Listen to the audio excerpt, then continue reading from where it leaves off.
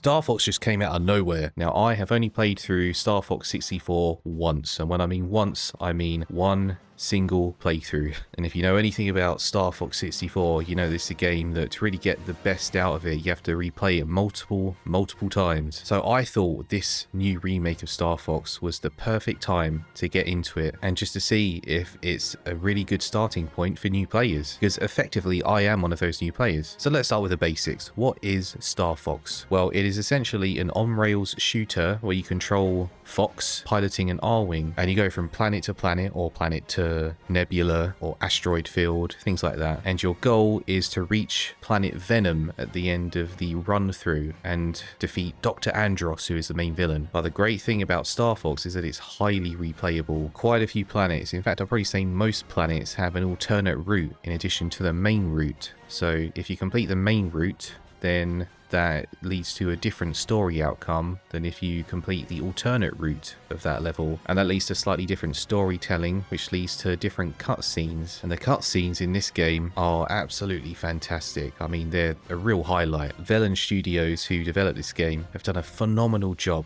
The graphics look absolutely stunning, even though I think it's only 1080p, but it doesn't matter because it just looks so good. There was a little bit of consternation when it came to the designs of the characters, but obviously me, as a guy who isn't really a Star Fox fan, I did not care in the slightest. I had no strong opinions one way or the other. All I know is that playing this game now, I really like the designs of the characters, I like the personalities, I like the writing. The storytelling is just really good here. And I love the fact that it's a choose your own adventure. It's not the most complex choose your own adventure story of all time, but the fact that you can choose your adventure, you can choose to go to different planets on a run through, and it will take you multiple replays to see everything, is really thrilling to me as someone who grew up reading fighting fantasy books. If any of you know what those are, that were essentially choose your own adventure. So you turn to a different page depending on what choice you've made in the story, and it would lead to a different outcome. I get a similar vibe here when I'm playing Star Fox, except, as I say, it's much simpler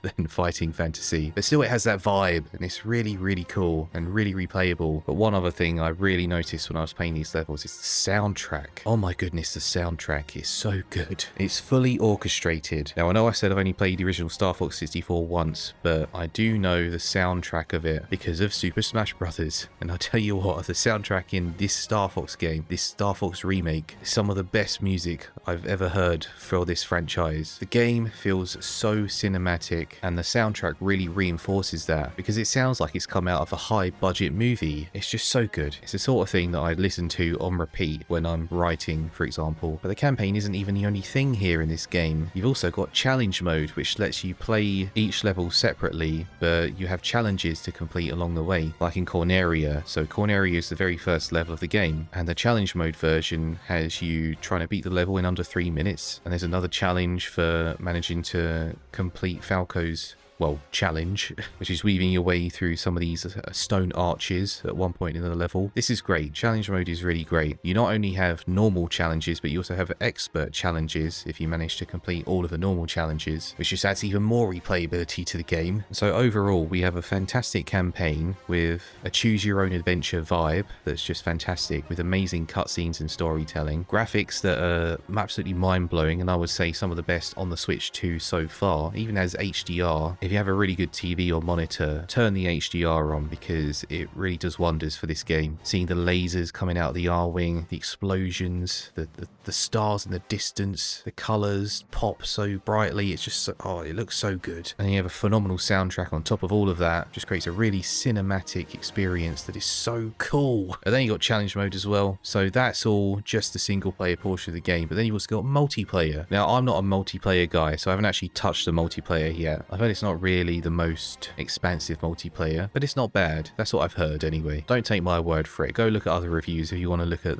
what the multiplayer's like. It does have an interesting avatar system though. You unlock different avatars, so if you have a USB camera, you can unlock the ability to have Fox McCloud as your face, or Peppy or Slippy or Falco. Oh, I should also say that it's not just on-rail shooting in Star Fox. I mean, it mostly is, but there are some times where you'll be able to go into all range mode where you'll be able to control the R-Wing in a specific area, where you'll be able to fly around of your own free will. And it's always really cool when this happens because it's usually a boss fight of some kind. Boss fights are great too. I love the way they constantly try and trash talk Star Fox. And actually I love how the companions talk to each other as well during each mission. They have so much dialogue together and it really builds the relationship between them because they start off as a new team essentially, and then by the end of the story they've come together and have learnt to work together in a way that's quite satisfying. It's got a really cozy vibe to it. You know, each of the cutscenes takes place on the Great Fox, which is their mothership,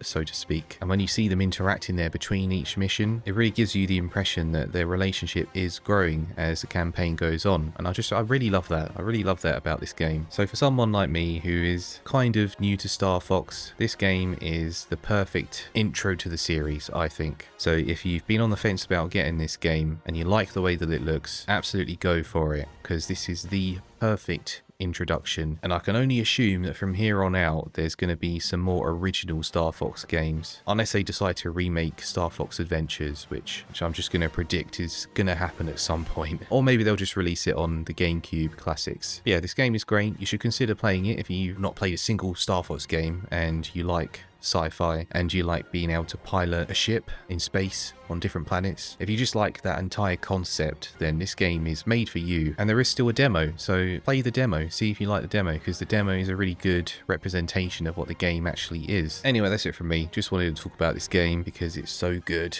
It's kind of blowing my mind that I haven't actually played Star Fox properly until now, but what a great way to get into the series, honestly. And if the Ocarina of Time remake is anywhere near this level of quality, then, well, let's just say Nintendo's going to have a very good holiday season this year. Thanks for watching, everyone, and I'll see you next time.